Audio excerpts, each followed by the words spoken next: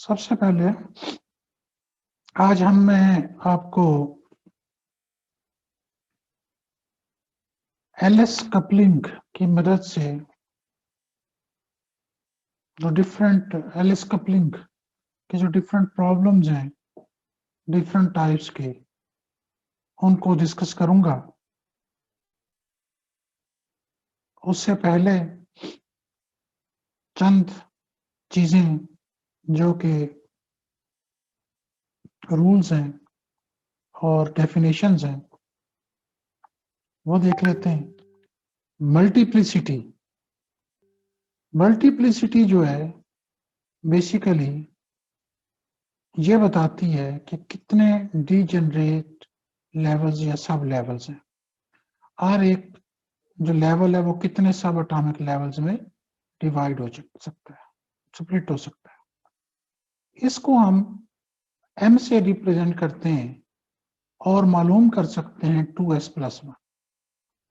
s जो है आपके पास टोटल स्पिन है, यानी अगर टोटल स्पिन आपको पता है तो आप यानी टोटल स्पिन मालूम है तो आप टोटल मल्टीप्लिसिटी उसकी मालूम कर सकते हैं। किसी भी लेवल को जो रिप्रेजेंट करते हैं वो ये नोटेशन है l ऊपर m नीचे सबस्क्रिप्ट में j। सुपरस्क्रिप्ट में m मल्टीप्लिसिटी, l है टोटल एंगुलर मोमेंटम और l है ऑर्बिटल एंगुलर मोमेंटम और j है टोटल एंगुलर मोमेंटम। यानी l सुपरस्क्रिप्ट में m सबस्क्रिप्ट में j। इस तरीके से आप किसी भी लेवल को रिप्रेजेंट करते हैं। एलएस कपलिंग होती कैसे है, यानी आप कोई से भी दो इलेक्ट्रॉन हैं उनकी L वैल्यू भी है और S वैल्यू भी है तो आप L1 L2 को कपल करके टोटल L मालूम करते हैं, S1 और S2 को कपल करके टोटल S मालूम करते हैं, फिर आप L और S को कपल करके टोटल J मालूम करते हैं। इसको एलएस कपलिंग बोलते हैं, यानी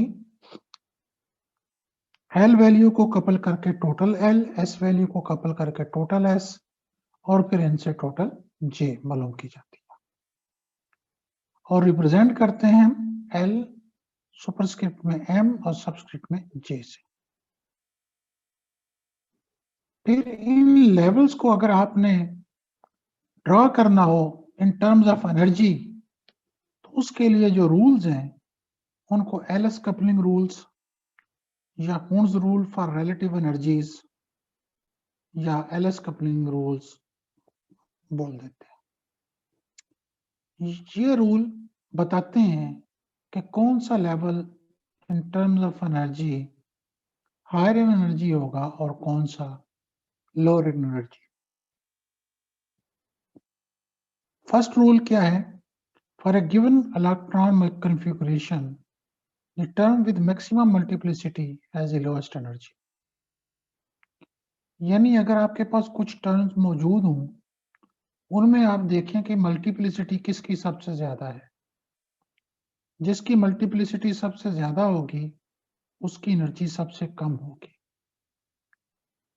Since multiplicity is equal to 2s+1, so this is also the term with maximum s। यानी क्योंकि मल्टीप्लिसिटी जो है 2s+1 की इक्वल होती है इसलिए ये वो टर्म है जिसमें स्पिन जो है सबसे ज्यादा है। For a given multiplicity, the term with largest value of L has the lowest energy। अगर कुछ टर्म्स की मल्टीप्लिसिटी सेम हो तो आपने देखना है कि किसकी L वैल्यू जो है वो लार्ज है। जिसकी L वैल्यू लार्ज होगी उसकी एनर्जी कम होगी।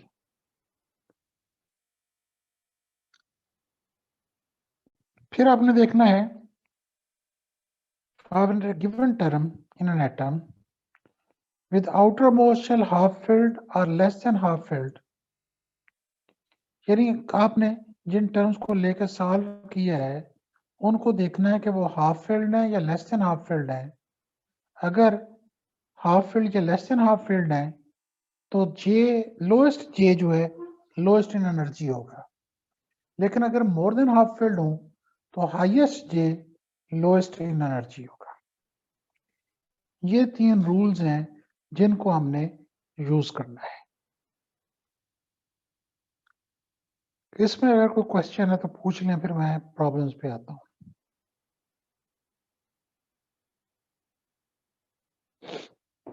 लेट्स आपको प्रॉब्लम दे दिया जाता है कि किसी एटम की ग्राउंड स्टेट कॉन्फ़िगरेशन जो है वो है 1s², 2s²।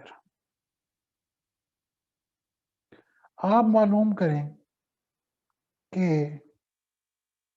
इसकी फर्स्ट एक्साइटेड स्टेट क्या है।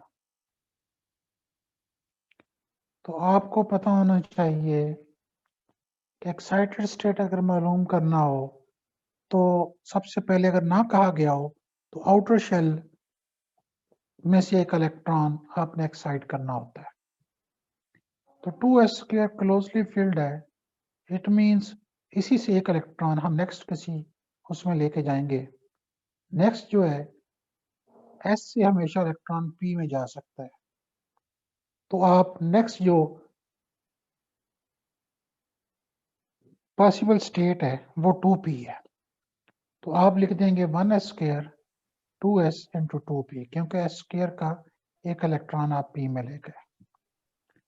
अब आपको कहा जाता है यस, एक मिनट बच्चे होल्ड कर, वो पुराना भी दे के जाना था। तो आपको जो है कहा जाता है कि इसको एलएस कपलिंग से सॉल्व करें और एनर्जी लेवल्स मालूम करें। तो क्या करेंगे आप कि आप बेसिकली ये करेंगे कि 2s 2p इसको लिखें और इनकी एल वैल्यूज और एस वैल्यूज लिखें। 2s फर्स्ट इलेक्ट्रॉन है, 2p सेकंड इलेक्ट्रॉन है, तो L1 हम लिख देंगे, s के लिए 0 होती है तो L1 0 हो गया। p के लिए L वैल्यू क्या होती है, 1 होती है, तो L2 1 हो गया। दोनों में electron with parallel spin field हैं, तो इसलिए S1 भी 1/2 और S2 भी 1/2।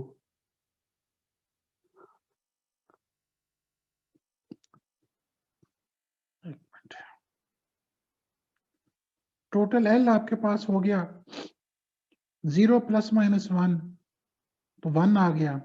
मॉडुलस वैल्यू हमेशा लेनी है, अगर कोई माइनस आ जाए तो उसको प्लस आप लिखेंगे। टोटल S मालूम करना है तो S1 प्लस माइनस S2, तो 1/2 प्लस माइनस 1/2, 0 और 1 आ गया। अब टोटल J मालूम करना है तो वो क्या होता है L प्लस माइनस S, तो 1 को 0 से कंबाइन करेंगे और 1 को 1 के साथ कंबाइन करेंगे, तो आपके पास आ गया 1 को 0 से कंबाइन किया तो 1 प्लस माइनस 0 1 आ गया। ठीक है, J की वैल्यू 1 को 1 से कंबाइन किया तो 1 प्लस माइनस 1 कितना हो गया, ऐड किया तो 2 आ गया, सब्ट्रैक्ट किया तो 0 आ गया, लेकिन दरमियान की इंटीजर वैल्यू भी लिखनी होती है जो कि 1 है।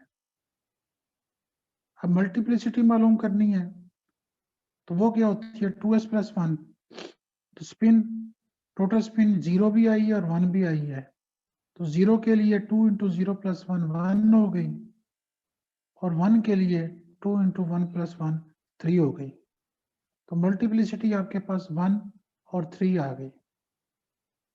टोटल L1 था, तो P और जितनी दफा मल्टीप्लिसिटी आई हो उसको उतनी दफा लिख लेना है। एक दफा मल्टीप्लिसिटी 1 के लिए, एक दफा मल्टीप्लिसिटी 3 के लिए। अब 1p इसमें देखें L1 है, S0 है, मल्टीप्लिसिटी 1 तो तभी बनती है ना, तो L1 S0, तो आपके पास J वैल्यू क्या आई थी इसकी, 1 आई थी, तो 1 लिख दिया। L1 मल्टीप्लिसिटी स्पिन 1, तो इसके लिए जे वैल्यू क्या आई थी 0, 1 एंड 2, तो इसकी जे वैल्यू लिख दी 0, 1 एंड 2। अब इनको ड्रॉ करना है तो आप इसको ड्रॉ भी कर सकते हैं। इन दोनों में से देखें हायर मल्टीप्लिसिटी किसकी है 3p की, तो इसलिए एनर्जी में ये लोएस्ट होगा, दूसरा हाई होगा।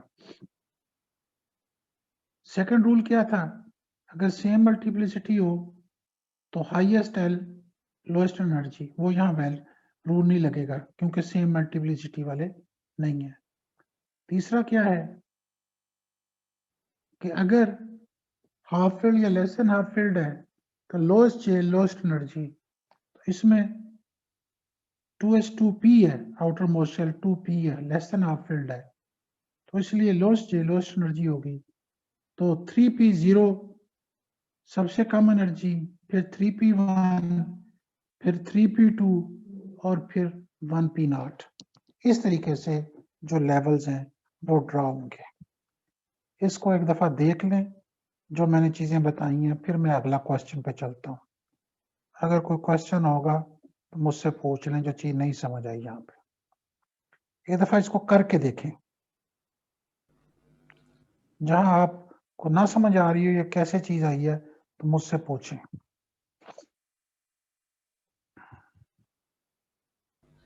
ठीक है सर।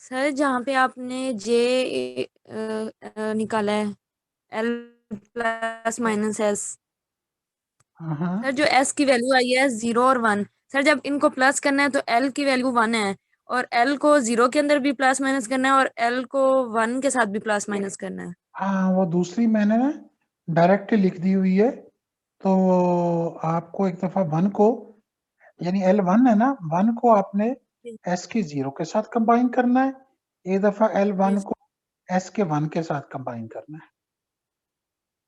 ठीक।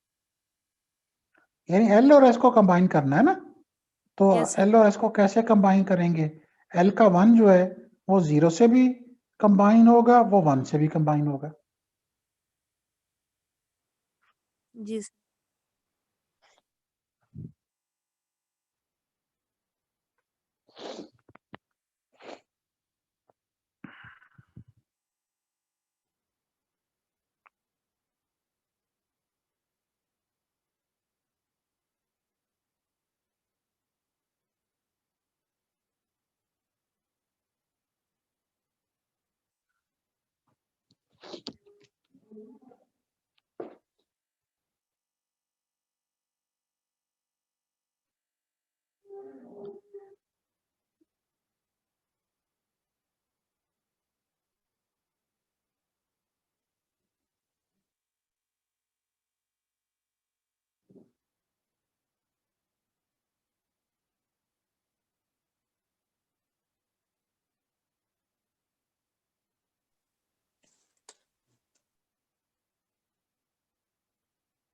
हो जाए तो फिर मुझे बताइएगा, या प्रॉब्लम हो तो पूछ लीजिएगा। सर ये 3p0 1 2 ये कैसे आया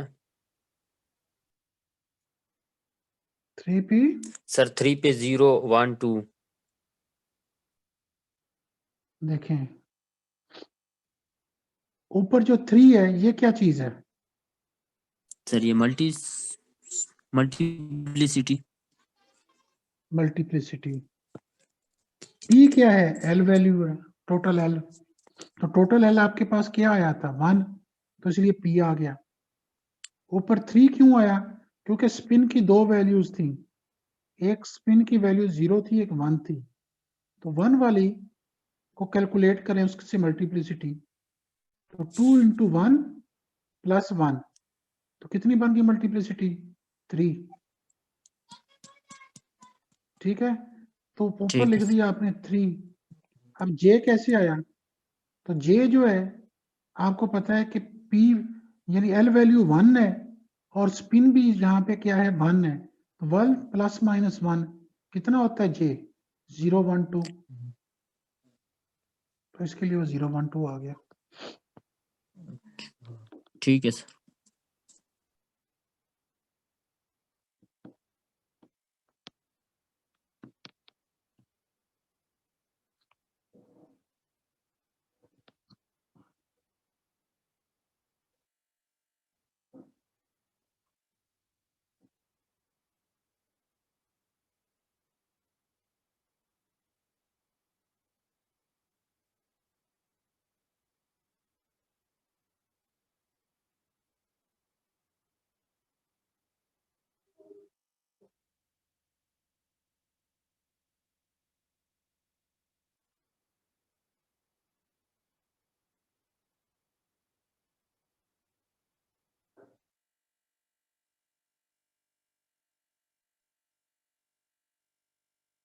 आगे चले। Yes sir.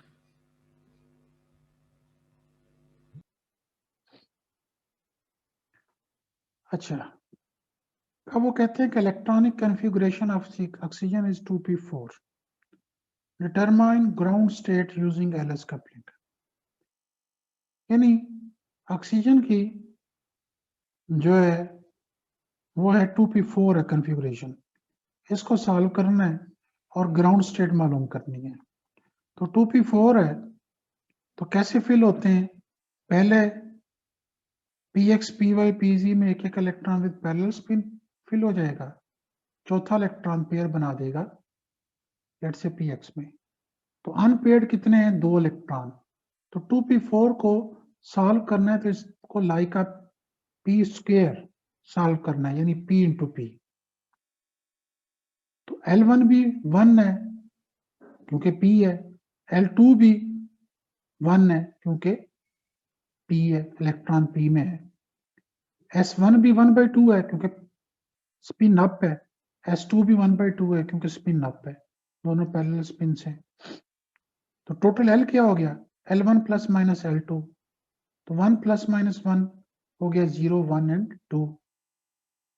माइनस किया तो 0, प्लस किया तो 2, तो दरमियान की इंटीजर वैल्यू भी लिखनी होती है। टोटल S क्या हो गया? S1 प्लस माइनस S2, तो 1/2 प्लस माइनस 1/2, 0 और 1 आ गया। मल्टीप्लिसिटी मालूम करना है तो 2 इंटू 0 प्लस 1 1 आ गई, यानी स्पिन जब 0 थी। 2 इंटू 1 प्लस 1 मल्टीप्लिसिटी 3 आ गई जब स्पिन 1 थी। अब टोटल J मालूम करना है तो टोटल J के लिए क्या करना है? L का 0 को एक दफा S के 0 से कंबाइन करेंगे, एक S के 1 से मल्टीप्लाई करेंगे।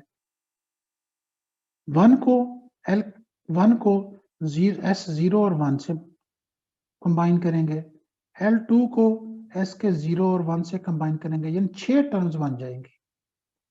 तो देख ले, पहली टर्म 0 है, L है, दूसरी S है, तो 0 प्लस माइनस 0 कंबाइन किया तो 0 आ गया। 0 प्लस माइनस 1 से कंबाइन किया तो 1 आ गया। L का 1 को अब 0 से कंबाइन किया तो 1 आ गया, L को 1 से कंबाइन किया तो 0 1 2 आ गया। L2 को 0 से कंबाइन किया तो 2 आ गया, 2 को 1 से कंबाइन किया स्पिन 1 से तो 1 2 3 आ गया। तो L0 आपके पास टोटल क्या आया था? L0 1 2, तो 0 को कैपिटल S करस्पॉन्ड करता है, 1 को P, 2 को D। तो आप पहले लाइन में ऊपर लिख लें SPD। अब मल्टीप्लिसिटी की कितनी वैल्यू आई है? 2 थी, एक 1 और एक 3। एक दफा इन तीनों के लिए 1 1 1 लिख दें और एक दफा इन तीनों के लिए 3 3 3 लिख दें। अब आपको देखना है कि J वैल्यू कैसे। 1s0 वाले में देखें, L 0 है, स्पिन भी उसकी 0 है, तो 0 0 के लिए J वैल्यू क्या है 0, 1p1 L1 है, स्पिन 0 है, यानी जिसकी मल्टीप्लिसिटी 1 है उन सब की स्पिन 0 है। L1 है, स्पिन 0 है, L1 स्पिन 0 तो 1 है, तो 1p1 लिखो हो गया। L2 है D के लिए, स्पिन 0 है, तो 2 + -0 2 आ गया, तो 1d2 आ गया। S के लिए 3s1, L0 है, स्पिन 1 है, तो L0 स्पिन 1 तो 1 है, तो 3s1 आ गया। L1 है, स्पिन 1 है, तो 1 + -1 क्या होता है 0 1 2, तो 3p012 आ गया। L2 है, स्पिन 1 है, तो 1 3d1 2 3 आ गया। अब ये एक डायगोनल रूल इसको कहते हैं। ये जब दो इलेक्ट्रॉन एक ही शेल के अंदर हों तो उस वक्त ये रूल अप्लाई करता है। अगर होता फॉर एग्जांपल 2s3p दो डिफरेंट शेल में होते, फिर आपके सारे अलाउड होते। लेकिन जब दोनों इलेक्ट्रॉन एक ही शेल में हैं, यानी 2 के अंदर लेट से या 3 में, तो उस वक्त ये डायगोनल रूल, और ये इससे ये होता है कि वो टर्म जो पाली एक्सक्लूजन प्रिंसिपल ओबे नहीं करती, वो टर्म जो है वो क्या हो जाती हैं, सेपरेट हो जाती हैं, सेपरेट कर सकते हैं। तो अलाउड ट्रांजिशन जो है, यानी जो पाली एक्सक्लूजन प्रिंसिपल ओबे करती हैं, वो ये डायगोनल रूल से 1s0, 3p012 और 1d2, ये 3 टर्म जो है वो बनेगी। तो अब इनको ड्रा करना है। तो सबसे पहले देखें मल्टीप्लिसिटी किसकी हायर है 3p की, तो ये सबसे लोएस्ट टर्म आएगी।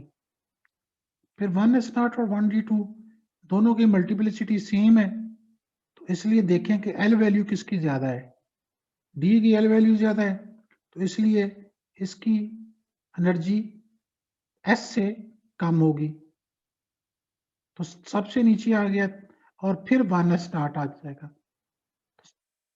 तो ये लेस देन हाफ फील्ड थे, p² है तो p6 होता है टोटल, p3 होता तो हाफ होता, ये लेस देन हाफ फील्ड है, तो इसलिए J वैल्यू जो है लोएस्ट J लोएस्ट एनर्जी है, तो 3p0 लोएस्ट एनर्जी, फिर 3p1, फिर 3p ना सॉरी ये p4 था, हमने बेसिकली p4 को लेकर स्टार्ट किया था, तो मोर देन हाफ फील्ड है, तो इसलिए J वैल्यू रिवर्टेड होगी, तो 3p2 की एनर्जी सबसे कम, फिर 3p1 की, फिर 3p0, और फिर आपके पास 1d2 आ जाएगा, और फिर 1s0। इस तरीके से इनको ड्रा कर